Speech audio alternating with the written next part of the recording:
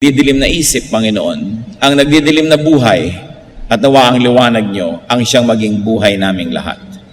Ipatawad niyo po ang aming mga kasalanan, Panginoon. Linisin kami sa aming mga karumihan at mangusap kayong may kapangyarihan sa amin ngayon. Nais po naming madinig ang inyong tinig, loobin niyo na maunawaan namin. We reject lies and falsehood. We reject deception, and we accept your truth, O Holy One of God. Holy Spirit, enlighten us. Father, speak to us. In the name of your Son, Jesus, we pray. Jesus, the light, our light.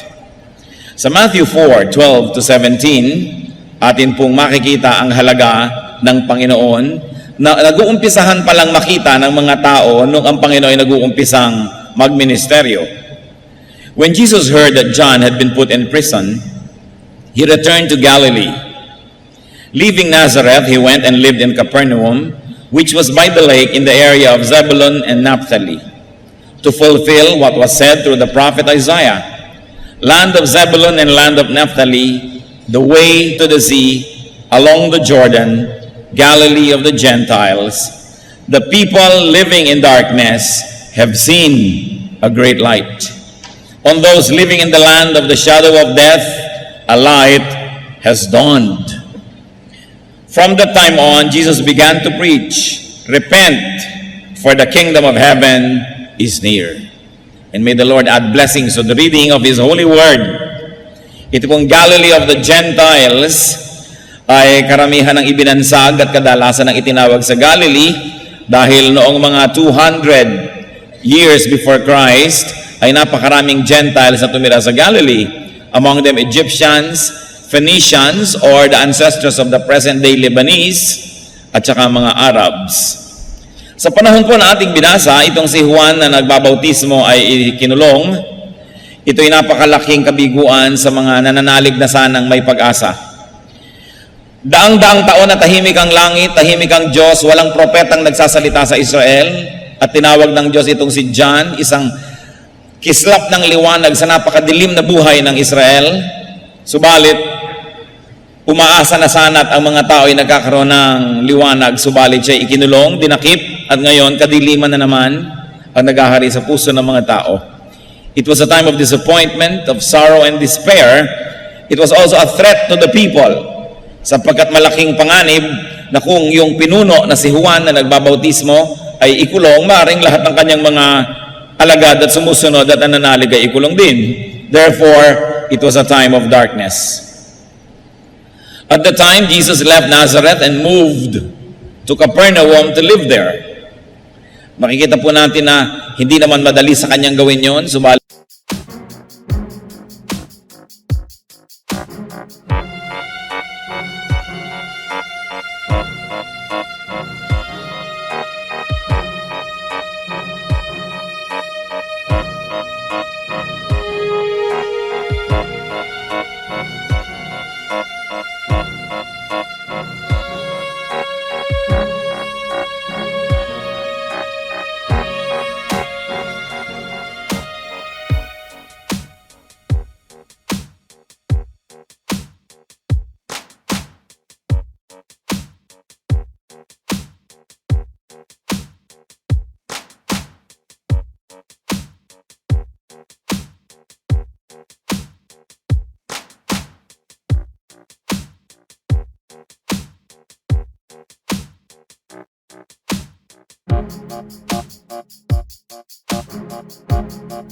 siya ay lumipat sa lugar na ito to fulfill prophecy.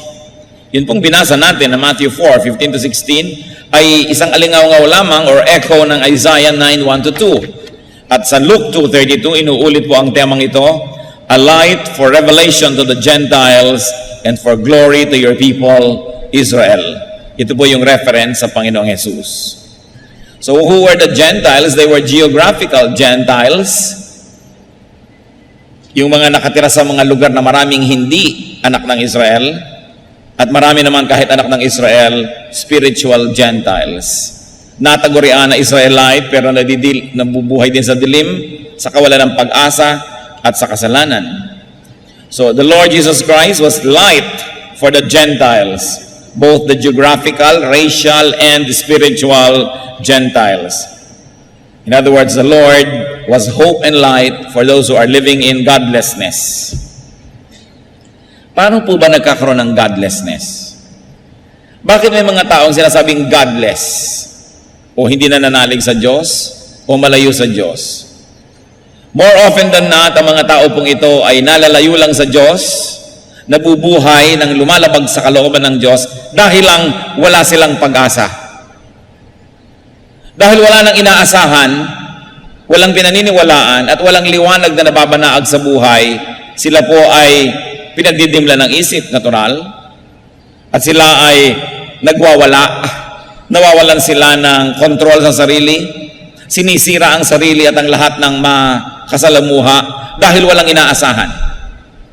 Kaya nakikita nyo po, sa sobrang maralita, miserable ang buhay. Doon sa mga, hindi naman lahat, pero nangyayari ito, kung minsan nakatira sa mga slums, sa mga ang sikip-sikip, ang hirap-hirap, ang baho-baho, konting pagkakadiferensyahan, nagsasaksakan. Konting maliit na bagay, nagtatagaan, nagbabarilan. Kasi walang masyadong inaasahan. Madilim ang kahapon, madilim ang bukas, walang hope. Pero nakita niyo po yung mga medyo maayos-ayos ang buhay. Kahit medyo nararanasan ng hirap, pero pinisikap maging disente, sinisikap pigilin ang sarili na huwag makagawa ng masama dahil baka lumala ang sitwasyon sa buhay, samantalang may pag-asa namang umasenso ito. At nakikita niyo po yung talagang tunay na masarap ang buhay, yung nakakakita ng maraming liwanag at masaya ang buhay, maraming pinapalampas. Hindi makikipagpatayan yan para sa 10 pesos. Hindi makikipagbarilan dahil sa maliit na bagay dahil iniisip niya, I have so much to lose, there is so much to enjoy, why will I live in a godlessness state? In a godless state. Kaya po ang tinatawag natin mga taong hindi makadiyos, malayo sa Diyos, wala lang kasing pag-asa at inaasahan. Kaya ang ating dapat ginagawa, nagiging munting liwanag tayo ng sanlibutan. Kaya ang sabi, you are the light of the world. At kung yung mga taong maiinitin ng ulo, papatay sa kahit konting halaga lamang, sa isang cellphone ay papatay o magpapakamatay dahil wala nang malaking inaasahan sa buhay, kung tayo magbibigay sa kanila ng pag-asa, liwanag, lakas ng loob, sila ay magiging mas makadiyos. Kaya mahalagang unawain po natin kung sino si Jesus. Siya ay liwanag ng sanlibutan. Dapat dinadala natin ang liwanag na yon kanino man. That we, the people of God, must preach hope instead of condemnation, instead of issues. Kesa tayo nananakot, pinagtatalo-talunan ng mga kung sinong mas mahusay na relihiyon, dapat ang atin pong ipangaral ay pag-asa, liwanag, sapagkat oras na ang tao'y nagkaroon ng pag-asa, magsisikap siya. Magkakaroon siya ng inspirasyon, ng lakas, ng pagtitiis, sapagkat may inaasahan.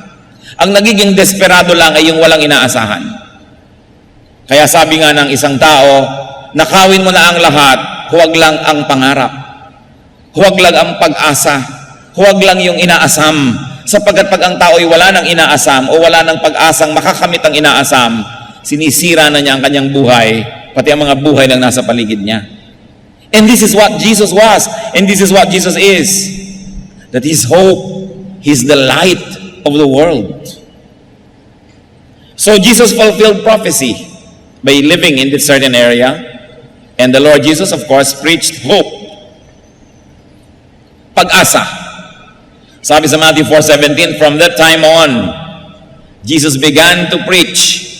And what was the preaching? Repent, for the kingdom of heaven is near. Nakita niyo po yung tumatakbo sa mga kompetisyon, sa mga karera, sasabihin, malapit na, sige na, malapit na. Nakakita ka ba ng cheering squad na sinasabi doon sa tumatakbo, malayo pa, malayo pa. Naku, ang layo-layo pa. Eh di nawala ng pag-asa. Pero pag sinabi mong malapit na, konting tiis, abot kamay na, pwede mo nang maging totoo ang inaasahan mo. Lumalakas ang loob at lumalakas ang katawan. At yun po ang sinabi ng Panginoon. At ang maganda dito, hindi lang to cheering, hindi lang pampalakas ang loob, totoo. Sabi niya, the kingdom of heaven is near. Yung mga taong nabubuhay sa kasalanan, tinitigasan ng puso, dahil akala nila ang layo ng langit, ano man ang gawin nila, hindi nila maaabot. Eh kung sinabi ninyong, the kingdom of heaven is near, abot kamay, malapit. Yun pong sabi ni Lord that the kingdom of heaven is near. The word near is very important. It uses a verb in the Greek that says, lumalapit, papalapit, lumapit na ang kaharian ng langit sa tao. That God is approachable and that heaven is within reach. And it was for all, even for Gentiles. So the Lord preached hope, but also the Lord showed the way. He preached repentance as the way to hope. Sabi niya, may pag-asa. Anong pag-asang yan? Paano ko maaabot ang langit? Through repentance. Pagsisihan ang kasalanan. Hindi na po sinabing pagbayaran ang kasalanan, kundi pagsisihan. Sapagkat kung sasabihin mo na naman sa mamamatay tao, kung sasabihin mo sa nangangalon niya, sasabihin mo sa magnanakaw, sa sinungaling, sa mayabang, pagbayaran mo ang iyong mga kasalanan at lumalapit na ang langit, baka hindi rin sila magkaroon ng lakas ng loob. Sasabihin nila, aba, hindi ko kayang bayaran, sa dami na. Pero ang itinuro po ng Panginoon, repent. Pagsisihan mo. Magbalik loob ka sa Diyos at ang langit ay mapapasayo. So what is so lovable about Jesus? The Lord Jesus fulfilled prophecy. He validated the prophets and Himself. Pinatotohanan niya ang sinasabi ng mga propeta. And what else? Once validated, naging madali na para sa mga taong paniwalaan siya. So 2 Peter 1:18-19, we ourselves heard this voice that came from heaven when we were with Him on the sacred mountain. And we have the word of the prophets made more certain. And you will do well to pay attention to it as to a light shining in a dark place until the day dawns and the morning star rises in your hearts. Sinasabi po dito, lalong luminaw sa amin ang mga sinabi ng mga propeta noon ay medyo malabo sapagkat mga talikhaga. Subalit dahil pinatotohanan ni Jesus, naging malinaw. Kaya dapat na nating pansinin ang liwanag na ito na dumadating sa ating buhay. Hindi po basta na lang sumulpot ang Panginoon at nagturo ng mga bagong mga ideya. Siya po ay inaglagay sa kanyang sarili sa ilalim ng prophecy. Kaya pinatotohanan niya yung mga nauna sa kanya at yung mga nauna sa kanya naman ang nagpatotoo sa kanya. Even today, brothers and sisters, it is important to check teachers, to check teachings against prophecy and the Bible. Pag meron nagtuturo, tingnan mo, yan ba yung sinabi sa prophecy? Yan ba yung nasa Bible? Dahil ang Panginoon man, ginawa niya po yung Bible at yung prophecy na reference para mapatotohanan kung sino siya at kung anong sinasabi niya. Huwag kayong padadala-dala kahit kanino na lang na that saith the Lord. Sabi ng Panginoon, nagkaroon ako ng vision. Kailangan i-check sa Bible sapagkat napakadaling dayain ang puso ng tao, maski malinis. Maski sinasabi niya, hindi ko gustong mandaya, propeta ako, pero siya pala ang nadaya. Kahit hindi niya intensyong mandaya, baka nilalagdat lang siya. Kaya ang mahalaga laging chinecheck because even the Lord had Himself validated by prophecy. Kaya ang sabi sa Galatians 1:8-9, tungkol sa mga bagong katuruan, but even if we or an angel from heaven should preach a gospel other than the one we preach to you, let him be eternally condemned. As we have already said, so now I say again. If anybody is preaching to you a gospel other than what you accepted, let him be eternally condemned. Sabi po ng maakda ng Galatians, kung may magtuturo pa sa inyo ng ibang daan ng kaligtasan, liban sa naituro na sa inyo dito sa Biblia, ay sumpain ang nagtuturo na yun. Ito nang naisulat, yun na, wala nang iba. Huwag nang dagdagan pa. Laging i-check, nasa Bible ba yan? Sinabi ba yan sa Bible? Pag may nagkiklaim, ganito pong gawin natin, ganitong ginawa ko sa buhay ko, so gawin nyo rin sa buhay nyo. Sabi nyo, teka, sa kanyang buhay, baka totoo, pero sabi ba sa Bible, para sa lahat ng tao yun.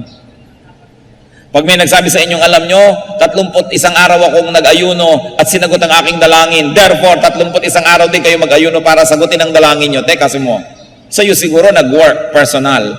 But does your personal experience become a universal truth to everybody? So you check the scripture. Sinabi ba sa Bible na para sa lahat yun? O baka man para lang sa kanya? Kung para sa kanya, paano natin pabubulaanan? Nag-work naman talaga sa kanya, pero hindi ibig sabihin mag-work sa lahat ng tao. That's why we should be careful with our testimonies. Ang testimony ay personal lang. Noon pong yung anak ko may sakit, sabi sa akin ng Espiritu ng Diyos, huwag mong ipadoktor, akong maggagamot, at gumaling po talaga ang anak ko. Ito siya, palakpakan naman ng lahat ng tao. Therefore, pag may sakit po ang anak nyo, huwag nyo ipapadoktor. Para hindi tayo dapat gumawa ng ganong conclusion. Personal lang na experience niya yon, personal na naranasan niya, pero hindi ibig sabihin doktrina para sa lahat ng tao. Para maging doktrina sa lahat ng tao, kailangan makita mo sa Biblia ang sinabi nga, at ito'y para sa lahat, lahat ay dapat sumunod dito. Mag-ingat-ingat po kayo sa pakikinig sa mga testimonyo, kasi ang Panginoong Diyos may mga pakikitungo sa atin na very personal. Binibigyan ka ng ideyang ganito, gusto kanyang pagpalain na ganon, pero hindi ibig sabihin pwedeng kopyahin ng lahat ng tao. Kaya yung mga iba nag-aaral, paano ba lumalago ang simbahan A, ang congregation B, yung fellowship 3? Tapos kokopyahin ng ibang churches, lahat ang ginawa, ay ganitong ginawa nila, gawin din natin, ganitong ginawa, gawin din natin. Hindi Iba-iba ang dealing ng Panginoon sa bawat kongregasyon, sa bawat tao. Hindi ko mo nag-work yung formula na yon, doon sa lugar na yon, mag-work dito. Hindi universal yon, personal lang. Kaya mahalaga, yung kilala natin ang salita ng Diyos, ilalapat natin doon yung mga claims ng mga tao. Dahil kumisan, madali tayong mapapaniwala, lalo't nakita nating totoo nga, effective sa buhay ng iba. Gumagaling sila sa sakit nila, o yumayaman sila, o sumasaya sila. Sabi ni Isa, alam nyo, ako nag-pray, 9 na Biyernes, alas 3 ng umaga, bumalik ang asawa ko. Hindi ibig sabihin lahat ngayon ang iniwan ng asawa, magdadasal lang gano'n, babalik din. Do not make doctrines out of personal experiences. It's purely personal. Make doctrines only out of those that are validated by the Bible. Kailangan yun. Ipinakakadiin-diin ko po ito dahil kuminsan tayo nagiging emosyonal. Gusto nating kopyahin yung biyaya na natanggap ng kapwa natin. Iba-iba ang pakikitungo sa atin ang Diyos. Personal. Katulad ng iba-iba ang ating mga fingerprints. Walang magkakamuka. Napakahalaga po yun na atin ding i-appreciate tungkol sa Panginoong Yesus that He submitted Himself to prophecy. Kung siya nga nagpa-validate sa Scripture, lalo naman tayo dapat. Also, the Lord Jesus lived among the hopeless. Very important. Yung mga walang pag-asa, yung mga kasalanan, yung isinusukan ng lipunan, yung mga outcast, doon nakisalamuha ang Panginoon. Nakisangkot siya sa kanilang buhay. Hindi lang siya nakisalamuha, hindi lang nakihalubilo, hindi lang nakipagbabutihan, siya ay nakipagpalagayang loob, nakisangkot, nakisama, nakiisa sa pagdurusa ng mga tao. Kaya ang sabi sa John 1:14, the Word became flesh and made His dwelling among us. We have seen His glory, the glory of the one and only, who came from the Father, full of grace and truth. Luke 19:10, for the Son of Man came to seek and to save what was lost. And Luke 5:31, Jesus answered them, it is not the healthy who need a doctor, but the sick. Kasi kinikriticize siya, bakit ka nakikipagmabutihan sa mga makasalanan? Bakit ka nakikihalubilo sa kanila? Sabi niya, ang mga may sakit ang nangangailangan ng doktor, hindi ang mga magagaling.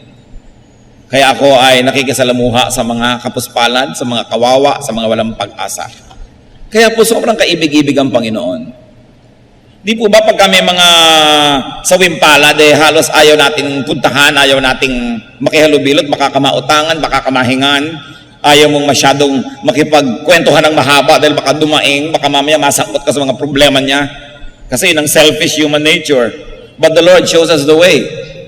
Siya mismo ang gumawa ng paraan, umalis sa langit, tumira sa lupa, makasama ng tao, at among the people, ang hinanapan niya, yung mga pinakaaba, pinakakawawa, pinakawalang pag-asa. And He became the light in darkness. He became the light to people. At ang kanyang isang description sa kanyang sarili, John 9:5, I am the light of the world. Ano po ba yung light? Light, of course, equals life. Kahit sa biology, alam natin na kung walang photosynthesis, walang liwanag galing sa araw, walang halaman. Kung walang halaman, walang kakainin ng hayop. Kung walang kakainin ng hayop, walang kakainin ang kapwa hayop na kumakain ng hayop at taong kumakain ng hayop. Paano magkakaroon ng buhay? Light is warmth. Kaya nakita nyo, pag kami mga premature na ipinanganak ng mga baby o kaya mga bagong mga sisiw, may liwanag para uminit at sila ay patuloy na mabuhay. Light is guide. Sa gabing madilim, ano po ang naging guide ng mga wise men para mahanap ang Panginoong Jesus? Bituin, liwanag. At kahit sa mga madidilim na auditorium, may mumunting mga liwanag sa hagdanan para hindi ka mahulog at matapilok. Because light is guide. Therefore, light is bridge. Bakit po ang layo-layo nyo, pag tiningnan ko kayo at tiningnan nyo ako, tayo nagkakaroon ng tulay, nararamdaman kong mararamdaman nyo, makararamdaman nyo ang nararamdaman ko, magkakasenyasan tayo, nagkakabasahan tayo ng isip, dahil may liwanag. Kahit ang layo natin, pag may liwanag sa pagitan natin, may tulay para tayo magkita. Kahit nga nandun sa buwan ang layo-layo, makikita mo. Dahil may liwanag. Pero subukan nyo mawala ng liwanag, kahit ang lapit, hindi nyo makikita. Ganun kahalaga ang liwanag. And because also light is beauty. Kaya nakikita nyo po yung mga neon lights, yung mga Christmas lights, yung mga lighting effects. Light is beauty. At napakaganda ng description sa Panginoon. If you are in darkness, if you are discouraged or hopeless, or if someone close to you is in darkness and hopeless, especially if it's you, the Lord wants to live in you. Ito po ang mensahe na sinasabi doon. Nung siya ay tumira among the Gentiles, gusto niya na makipagmabutihan, makiisa doon sa mga nawawala ng pag-asa, sa mga may kadiliman at pinagdidimlan. Kung kayo po ay nasasabing may dilim ang buhay ko, kayo ang gustong-gustong puntahan ni Jesus. Kung sinasabi ko yan, ako ang gustong-gustong puntahan niya, sapagkat ang liwanag ay talagang naghahanap ng dilim kung saan siya magkakaroon ng kahulugan. Matthew 11:28, "Come to me all of you who are weary and burdened, and I'll give you rest." Dapat ang ibinibigay ng relihiyon, rest. Kung talaga magiging spiritual ang relihiyon at magiging Kristiyano. Pero hindi, kadalasan, pampapagod ang relihiyon. Because religion will blackmail you, will scare you into working so hard so that religion can use you and exploit you. Pero ang sabi ni Lord, I'll give you rest. Payapa dapat ang iyong loob. Pagod man ang iyong katawan, dapat tahimik ang iyong kalooban kung ang Panginoon ay nasa iyo. At sabi sa 1 Peter 5:7, "Cast all your anxiety on Him because He cares for you." What was so precious about the declaration of the Lord, even to the Gentiles? The Lord declared the nearness of the kingdom of God. He declared the nearness. Nakikita po natin na malayo ang Diyos sa mga may kasalanan. Malayo sa tingin lang nila. Pero sabi ng Panginoon, hindi yan totoo. Malapit ako. Paano? Maraming religious person, ang layo-layo nila doon sa mga kasalanan, iwas ng iwas. Ayaw nila makihalubilo. Katulad ng panahon ng Panginoon, siya ay lagi na lamang na nasusumbatan, pinapagalitan at nakikriticize dahil nakikipagmabutihan siya sa mga makasalanan. Akala tuloy ng mga makasalanan, yung mga relihiyosong tao, ang representative ng langit dahil malayo sa kanila, therefore malayo sa kanila ang Diyos. Kaya pinakita po niya ng Panginoon na siya ay nakisalamuha. Hindi dapat tayong puro pagpapahirap sa kapwa ang ginagawa natin.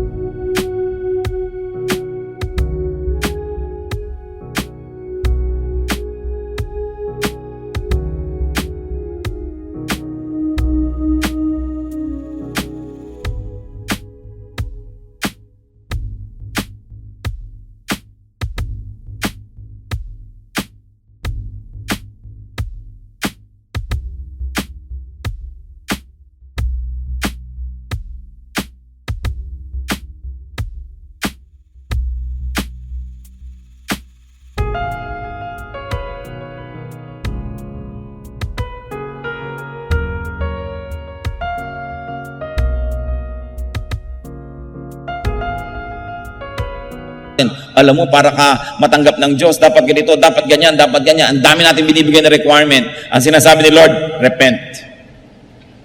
Magsisi. Pagsisihan ng mga kasalanan. At abot kamay lamang ang langit. The Lord Jesus Christ brought heaven near to us. Kaya yung ipinapanalangin nating, Thy kingdom come. Mapasa amin ang kaharian mo, no? Dumating dito sa lupa ang nandoon sa langit. Ito'y nangyari sa Panginoon. Kaya ang tanong ito, mga kapatid, malapit po ba sa puso natin ang langit?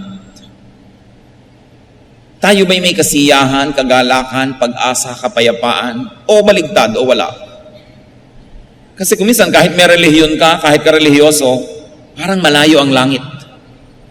Ang kailangan natin ay namnamin, unawain ang ibig sabihin ni Jesus, that the kingdom of heaven is near. That is why Matthew, Mark, Luke are called Gospels. Maging ang John. Kasi good news. What is the good news? The kingdom of heaven is near. And the Lord taught the way to the now reachable kingdom of God, and that is through repentance. To turn away from sin and to turn to the living God. Repentance is a central theme of the New Testament. Yan talaga po ang tema ng New Testament. So, why is Jesus lovable? Because Jesus came from heaven to earth to be the light of the world. And because of Jesus, life can be bright. Ano po ba ang mga kadiliman sa ating buhay?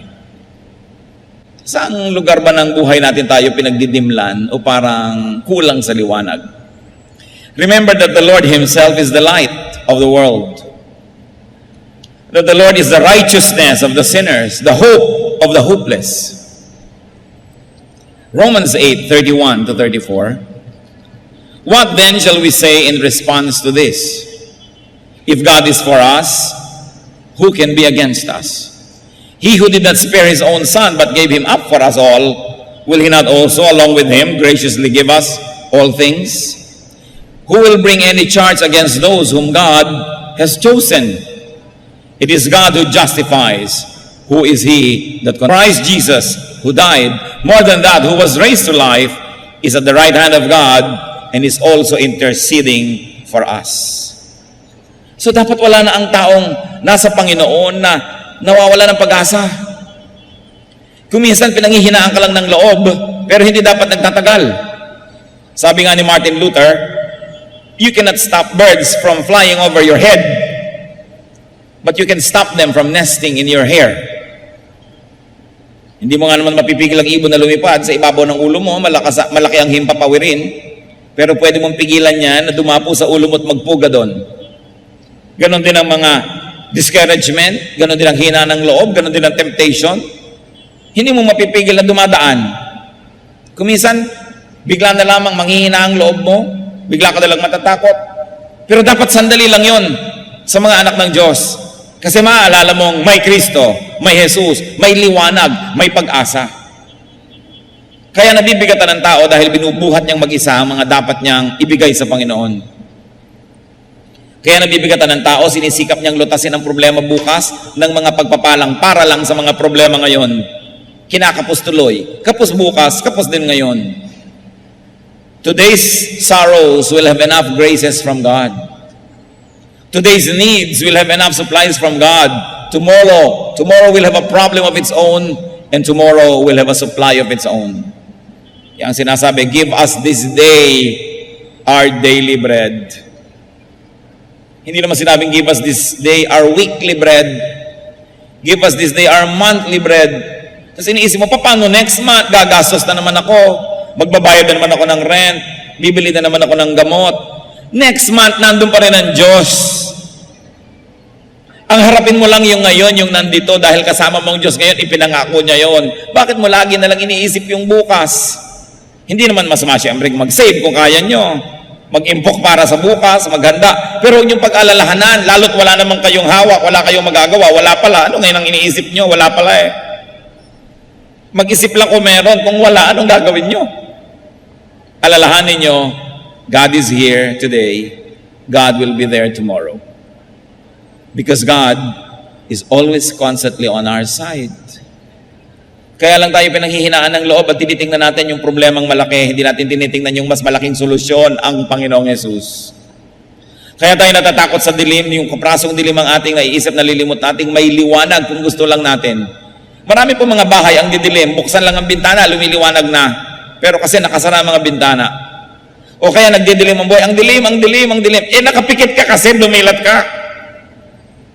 At marami mga tao nakapikit kahit bukas ang mata. Walang liwanag. O ang liwaliwanag nadidiliman kasi pagkakapal-kapal ng dark glasses na suot. Maliwanag po, may pag-asa. Baka may suot lang kayong madidilim na salamin. Kaya dapat tanggalin. Kumisan ang liwaliwanag, ang ganda-ganda ng view, hindi makita kasi may cataract. So ooperahan, tatanggalin ang cataract. Maraming nakatakip sa liwanag ng Diyos sa ating buhay. Kaya tuloy tayo nagdidilim. Kaya tayo may mga kadiliman. Remember that Jesus is light. And because of that, we can have peace. That Jesus is lovely and lovable. So do not live in darkness. Do not be afraid of the dark. Let Jesus give you peace. Let the light of Jesus shine on you. Tayo yumuko sa presensya ng Panginoon at pagbulay-bulayan ito. Meditate on Jesus as hope, as peace, as light. Magbulay-bulay tayo. Huwag tayong paabala kanino man sa anumang isipin. Ano ang ating kadiliman? Ang Panginoong Diyos ang liwanag. Ano ang mga kabigatan natin? Ang sabi ng Panginoon, ibigay sa akin. Jesus lived among the Gentiles so that He could be their light. Tayo ang mga Gentiles na yon. Hindi na dapat madilim pa kung nandyan na ang Panginoon. Baka kailangan lang buksan ang isip, buksan ang bintana, tanggalin ang madidilim na salamin, kuskusin ang mata at ang makakita ng mabuti-buti. Subalit ang liwanag ng Panginoon ay para sa lahat. Panginoong Diyos, sa amin pong pagbubulay-bulay, ipakita mo ang iyong liwanag. Kung meron sa amin, Panginoon, na nawawala ng pag-asa, pinanghihinaan ng loob, huwag niyong payagang magtagal ito sa aming puso sapagkat hindi bagay sa inyong mga anak ang may ganitong alalahanin. Meron kaming napakaresponsable, maibigin, mayaman, makapangyarihang magulang. Hindi bagay sa mga anak na ganito ang lagi nang mag-alala at matakot. At dahil kayo'y liwanag, Panginoon, turuan niyo kami maging responsable. Sapagkat anumang ginagawa o iniisip namin ay hindi nakatago sa dilim, nasa liwanag, dahil kami ay anak ng kaliwanagan. Kung may mga anak tayo, Panginoon, na nagkukubli sa dilim, nabubuhay ng may kasalanan, pagkukunwari, pagbabalat kayo, pandaraya, ipakita mo, Panginoon, na hindi kami pwedeng mandaya, na maaring naikukubli namin sa ilang tao. Pero kita nyo, sapagkat kayo'y liwanag, walang maitatago sa inyo. Ituro mo sa amin ang buhay na pareho lang, sa diliman o liwanag kami mapunta, kita man ang kapwa o hindi, ang buhay namin maging pareho. Sunugin mo, Panginoon, tupukin ang aming mga pagkukunwari, at kami maging mga totoong anak mo, may nanonood mang kapwa-tao o wala. Sapagkat kayo, Lord, ang tunay na nanonood sa aming buhay. Teach us to live and perform for the audience of one, and you are that audience. Kung paano rin, Panginoon, ang liwanag ay tumutupok ng mga gawa ng kadiliman, tupukin nawa ng iyong liwanag ang mga kadiliman.